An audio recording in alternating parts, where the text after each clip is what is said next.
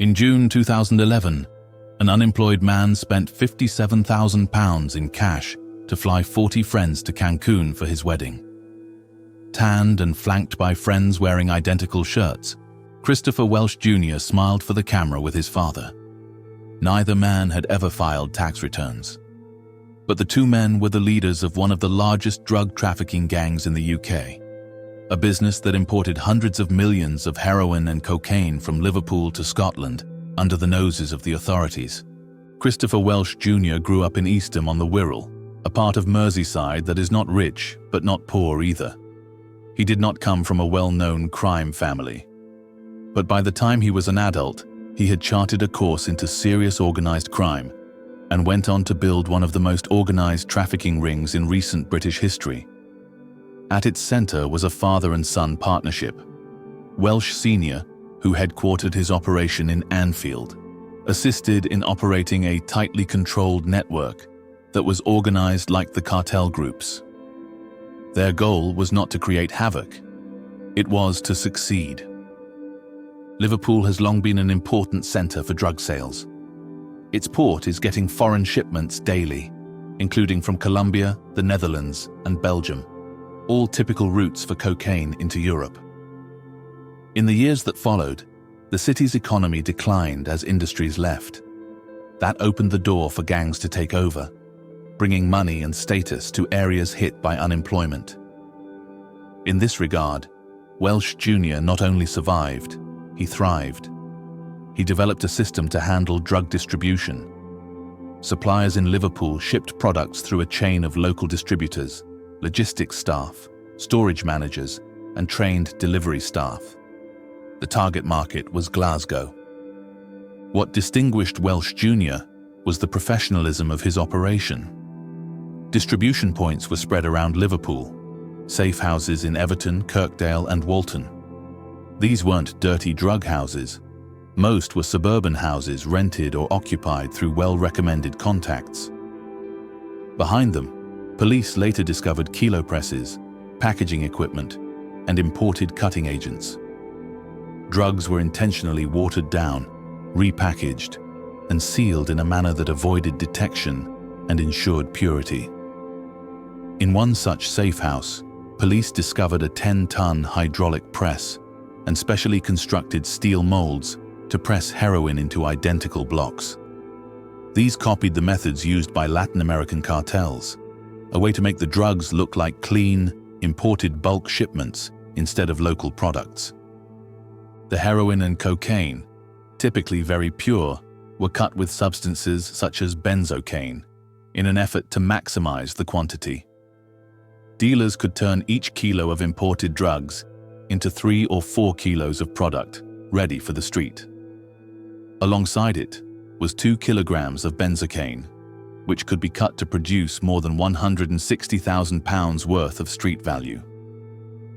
The operation utilized trains to prevent stopping cars and being noticed on the streets. Couriers were instructed to dress well, act like ordinary commuters, and wear bags that appeared ordinary. Between September 2011 and October 2012, the police logged at least 111 journeys between Glasgow and Liverpool. Couriers like Liam Clotworthy frequently made journeys with 1 to 2 kilograms of Class A drugs per trip. To evade detection, the gang employed at least 43 disposable cellular phones, unregistered, often switched, and used only for basic communication. Each of the couriers received a number. When a run was made or compromised, the phone was disposed of and replaced. Orders were frequently communicated in coded messages or person to person. The gang didn't text and only used phones when absolutely necessary. At the top, Welsh Jr. was bold and methodical in his actions. He was called Pablo, not jokingly, but as a part of his persona. He styled himself after Escobar in how he ran things. He did not directly work on the drugs, but gave orders. He commanded the organization, checked progress, fixed problems, and coordinated the efforts of the network. His father, Welsh Sr., played a leadership role, maintaining contacts, signing off on key decisions, and helping with logistics when needed. Both men played defined roles. They kept themselves from being directly involved in day-to-day transport. Instead, they protected themselves by having trusted lieutenants like Mark Shields, who coordinated routing, storage, and discipline within the organization. With millions of goods sold, the profits were seen in his lifestyle. Apart from the £57,000 Cancun wedding holiday, Welsh Jr. took regular foreign holidays. He purchased expensive watches, such as Rolex and Tag Heuer. He purchased a luxury caravan in the holiday village of Gronant, North Wales. He bought jewelry with cash, and homes were often rented using someone else's name or with help from others. But what baffled financial investigators was that none of this was kept hidden. There were no filings for taxes, no businesses registered, and no work history to explain the money flowing in and out. Welsh Jr. wasn't hiding anything. He believed the system would eventually make a mistake and let him slip through. He worked for years, selling merchandise, taking money, and dealing with people without ever being mentioned publicly in a criminal investigation. But not in 2012. The Northwest Regional Organised Crime Unit, with assistance from Titan and Police Scotland, initiated a secret investigation called Operation Blenheim. The goal of Operation Blenheim was to gather strong evidence against the Welsh network without letting the suspects know they were being watched. Surveillance officers monitored couriers between safe houses and train stations, tracked their routes, and identified when they reached Glasgow. Undercover police monitored drop-off locations. Phone data analysts monitored activity on burner phones and checked connections between individuals. Investigation teams tracked packaging materials, where the plastics came from, what chemicals they held, and how they were made. Liam Clotworthy was arrested by police on October 2nd, 2012, on what would have been his 19th visit to Glasgow. He was arrested with a bag containing 1.2 kilograms of heroin that could fetch over £100,000 if sold in bulk. That arrest triggered the start of a full-scale police action. Police stormed various premises in Merseyside within hours. One of the significant finds was in Everton, where Colin Harrison attempted to dispose of evidence by dropping a briefcase from a high window. The briefcase burst on the ground, and almost 3 kilograms of heroin was recovered from it. Harrison was arrested. Other locations turned up large amounts of drugs, money records, locked mobile phones, and coded notebooks with details of shipments, quantities, and names. By this point, the command structure of the network had broken down. Arrests went on for days, ensnaring couriers, packagers, and street-level dealers. More than 30 individuals were arrested. The case against Welsh Jr., his father, and Shields was built on intercepted calls, seized items, and detailed surveillance reports. The evidence was overwhelming. In April 2013, the principal defendant stood trial at Liverpool Crown Court. Prosecutors showed the hierarchy, the drugs, the communication logs, and the direct connections between orders placed by Welsh Jr. and the activity of his couriers. The convictions were unanimous. Christopher Welsh Jr. received 16 years and 8 months. His father, Christopher Sr., received 15 years and 4 months. Mark Shields received 14 years and 8 months. 27 other gang members were sentenced individually. The group was sentenced overall to almost 200 years imprisonment. The authorities had shut down the visible part of the operation, but they didn't expect what happened next. Shortly after receiving a sentence at HMP Loudham Grange, Christopher Welsh Jr. possessed a hidden mobile phone and a collection of SIM cards. Through them, he re-established contact with Neil Sutermeyer in Liverpool and John Reed in Glasgow. Welsh Jr. continued to control logistics in prison, giving directions, delivering goods, and having financial and supply chain control through locked and coded communication.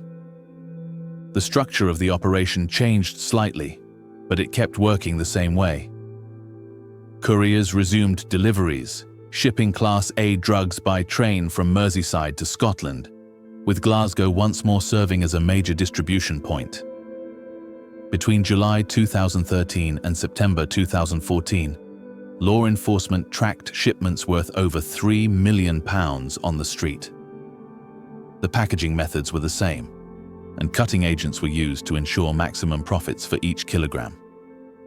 Police seized nearly 1 kilogram of heroin from a car in Glasgow, which was to be sold on the street. The size and length of this activity after sentencing led to another large police effort.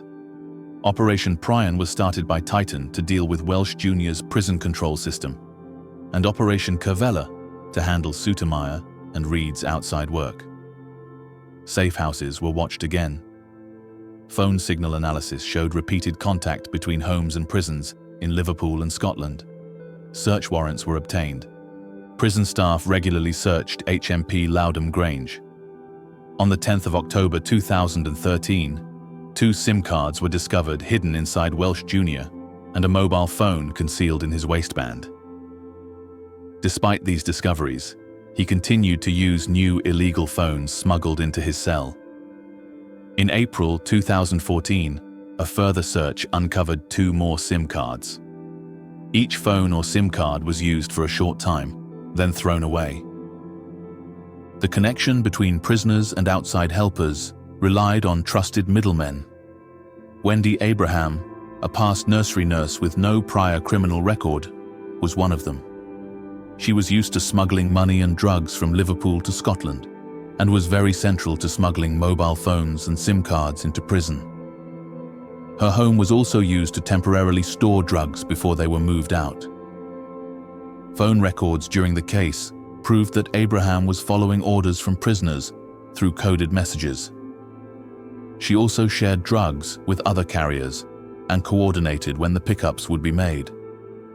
As surveillance increased, police caught messages showing that Sotomayor was still training new couriers in Liverpool while taking instructions from Welsh Jr. phone calls between Sotomayor and John Reed in Glasgow, detailed amounts, delivery points, and cash return directions.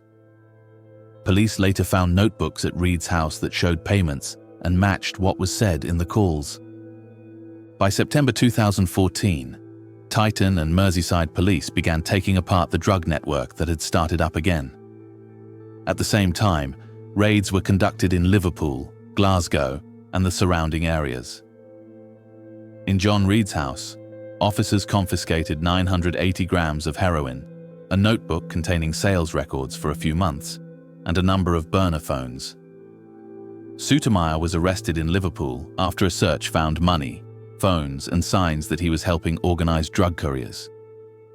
Abraham was arrested soon after, caught with communication equipment and drugs concealed in her personal belongings.